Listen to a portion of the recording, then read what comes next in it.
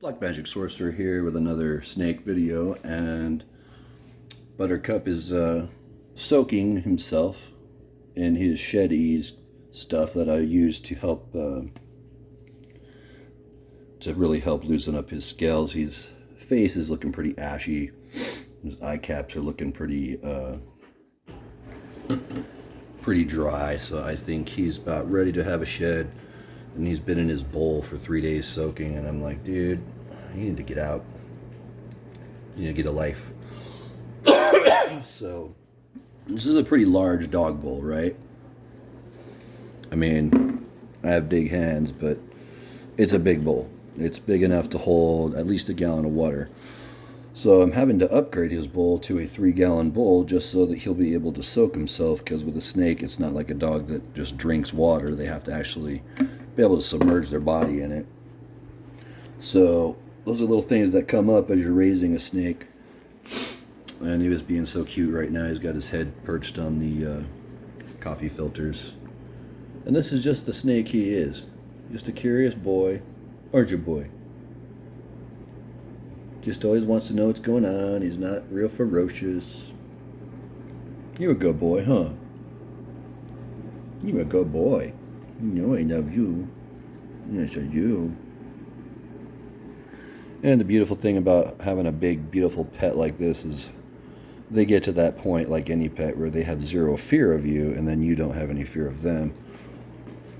And you always have to remember, yes, they have the capacity to bite you if you're going to do something stupid, like handle their food and then go put your hand by their face and it smells like chicken and they bite your hand. It's usually operator error. And like I said a couple of weeks ago, when he did get my pinky, it swole up and it bled a lot, but the next day it didn't look like anything had even happened. So I don't know if you can see, but see how white his eyes are? It's kind of hard to tell because he's already got weird red eyes anyway. But poor boy is overdue for a shed. I'm going to try to feed him to quail tonight. And hopefully he'll, keep filling out. He's not very big for a retic, but he is definitely big to me because I've never owned an animal this size. Lemon Drop, the carpet python, was about the same size, maybe a little bigger even, but didn't have the length. He's going to be one long snake. So, he's already in a 3x4 terrarium. I don't know if maybe the way that I had it planned out is you just buy the same terrarium and then you put them together and then it makes a massive 8-foot by 3 high by 2 deep home for them to live in. So another $200 and he'll get a increase to his little home. As it gets bigger, I'm gonna have to find a better spot to put him, probably in one of the rooms, or make room somewhere else, because the wall is not even big enough over there for him. So anyway, I thought I'd go ahead and show him off. He's so heavy and muscular. You're a muscle boy, aren't you? But it's moments like this where you really get to have fun and just I guess enjoy watching him grow up like a parent would with their child. And you really do get to know the spirit of this animal. And my girlfriend's got 3 cats, and every one of those cats are totally different. One's just a total fuzzball that you could flip upside down, tease, and it won't do nothing, not a single scratch or bite. The other one's a Siamese cat. She'll let you pet her. If you pet her the wrong way, she'll bite you. And the other cat's kind of in between. She's not a biter, but she will bite. When she does bite, it's kind of like a love bite, but she has the capacity to be ferocious if you push her too far.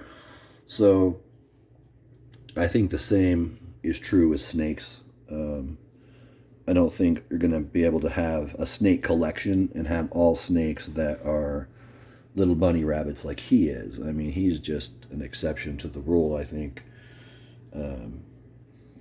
Not just as a retic, but just in having a sweet personality.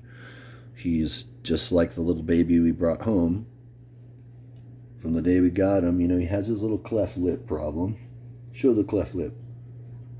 Show your cleft lip. They're so dog-like, and just even in their expressions, like the way he looked at me right now, it's like, come on, dude. They're not capable of expressing much, but you'd be surprised when they get their mouth and face moving and stuff, how they do let you know what they're feeling, what's going on. Like right now, his tongue is just flicking like crazy. That means he's in a thinking state and he's doing good. But like feeling his scales, and they just feel so... You don't feel like he's getting ready to shed like normal, so I'm using this chemical, it's kind of like conditioner, just to help his skin, to help it get soft enough where he can shed. The worst thing for a snake is to have a dry shed, and with him, he always does. He has really bad sheds, and it could be his diet, it could be his temperature. It's hard to say. But so far he's only had maybe one really good shed where it all came off in one piece, and I attribute that too to the albino morphism shit. One of the things that scares me about having a beautiful morph is I hope his lifespan isn't going to be short, because the albino snake that I had that passed away was albino, and I expected her to live a lot longer.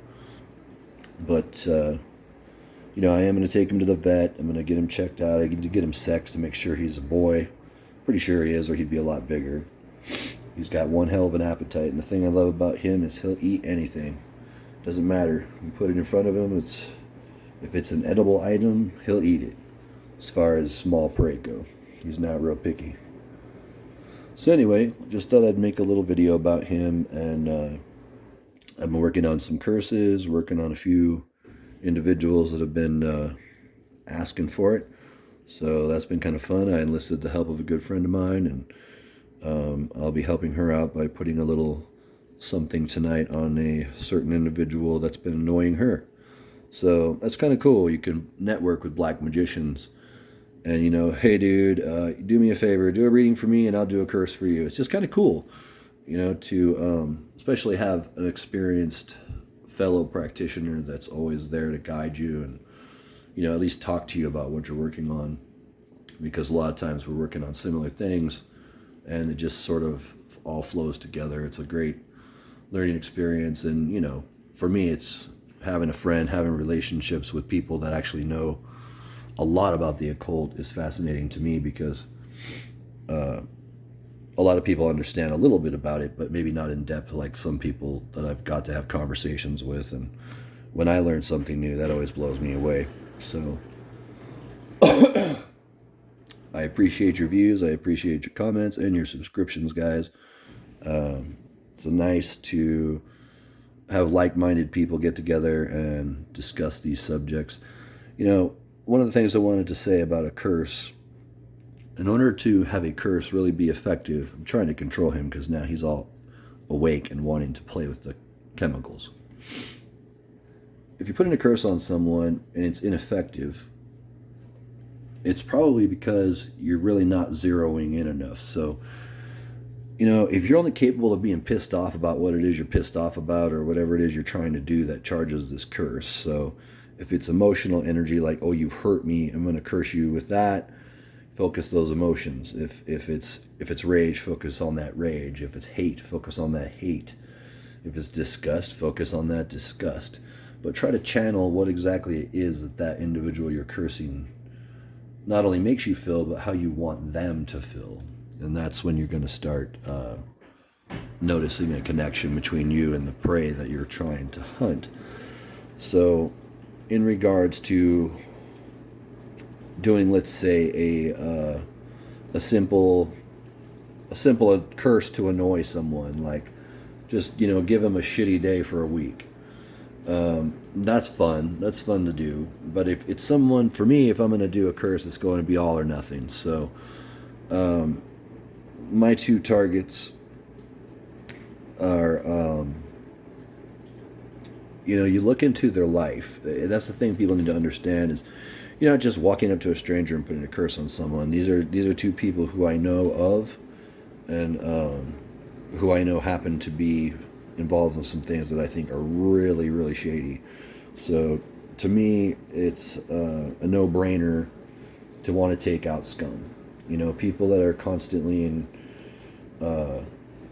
up on other people's shit, they eventually get themselves in trouble because they make too many enemies. So, you know, I don't know if that's something you want to hone in on, but the one thing that makes a curse really potent is you've got to put something into it and you've got to make some sort of sacrifice, whether it's sacrificing just your own physical energy to keep up the chanting of those demonic names or whatever it is you're going to use to make this curse more powerful. So what you got to do is you've got to really hone in on just destroying that person. So if you picture their body, just picture their body, physically their body. What I do is I picture myself as a shadow, but like a shadow that's really dense that can go after you. So I start by cloaking myself over them, so kind of filling them. And then I have these little black shadow fillers that come out and kind of frisk them to see what their energy shield is like. Some people's energy is disgusting, and this particular energy wasn't exactly disgusting, but it was like there's something about this energy that seems like it's tainted. Like, I'm not sure I even want to cycle this energy through me. This fucking individual has some weird energy. And this individual I've known for a while, and this individual does have very strange personality, strange characteristics, just a strange human being, really. And a very evil human being. Someone who would do something like lie about someone to get them, if it was competition in their career, they would lie to get the competition fired, and they wouldn't care about that person's life or what they affected. They're just 100% for self. And there's other personal stuff too, for the reason for the curse that didn't necessarily happen to me but happened to others because of. And I take that all into account, that, you know, okay, this person really is worthy of getting a little banger. So I'm not going to tell you what I'm going to do. It's not important, but let's just say it's going to be violent. It's going to suck for them. And, you know, betrayal by family members. I'll just say that when it's a betrayal of a family member, like when a family member, like an evil, let's say you have an evil sister who wants to secretly steal money from her mother who's feeble and dying and keep that a secret from their other children. That's a real piece of shit there, in my opinion, to rip off your own family. That's someone that's going to deserve some real punishment, and maybe even up to the death curse, depending on, you know, just how I feel about them in that moment. Because when I'm scanning their aura, I also pick up on and see little flashes of things that they've done, who they really are, and sometimes you'll actually get even more intense rage towards this person, because you start seeing that, damn, they have spent their life doing a lot of fucked up things to a lot of people. And they hadn't necessarily been through anything that would warrant them being that way. They just are that way. And that's what's so shocking about a lot of these people that I've cursed, is they're not evil. They're just evil people. They weren't created. Like, they weren't molested as children. They didn't have it hard as kids. They typically were in a situation where they were successful and were given things that would be considered a privilege. There was nothing in their life that would have made them do the evil that they do. They chose to do it. And that's the kind of people that I like to curse. Now, maybe some people say, well, what's the point? You're doing black magic. Why does it matter? It's because I do have a moral code, and my moral code is you don't harm the innocent. So, you know, you could take that as you want, but I think that there are people who are deserving of a curse, and then there are some people who maybe aren't. And maybe it's because I want to tell that person that wants me to curse someone that, hey, a curse is not the appropriate method. There are other ways of dealing with this that you haven't thought of yet. Let's go through that first. Let's talk about banishing. Let's talk about doing some other spells before we start talking about taking someone's life or anything insane like that. And that's really the whole butt of a curse is no one that really does magic would seriously entertain doing really serious curses that take 3 days, 4 days, sometimes 30 days to work on to get enough energy out there into the ether to make this happen. And sometimes it happens quick. Sometimes the angels and demons respond really quickly, and the work just simply gets done seemingly overnight with speed. And other times it takes time, but then it's like watching a great statue of a god disintegrate before you as if it's made of dust. That's what it's like. It's like watching your enemies disintegrate. And at times it's almost been to a point where I say to myself, God damn, I know you deserve this, but even I feel a little sorry for you in a human way. You know, you are a human being. It sucks that this situation had to happen, but motherfucker, you asked for it, so yeah, wouldn't want to be you right now. Guess you shouldn't have chose the fucking path you were on. Anyway, Black Magic Sorcerer signing off, and just another late night, almost 2 a.m. in the morning, hanging out with a fucking snake, talking about witchcraft and black magic. Those are the things that really make me happy. And I love you guys.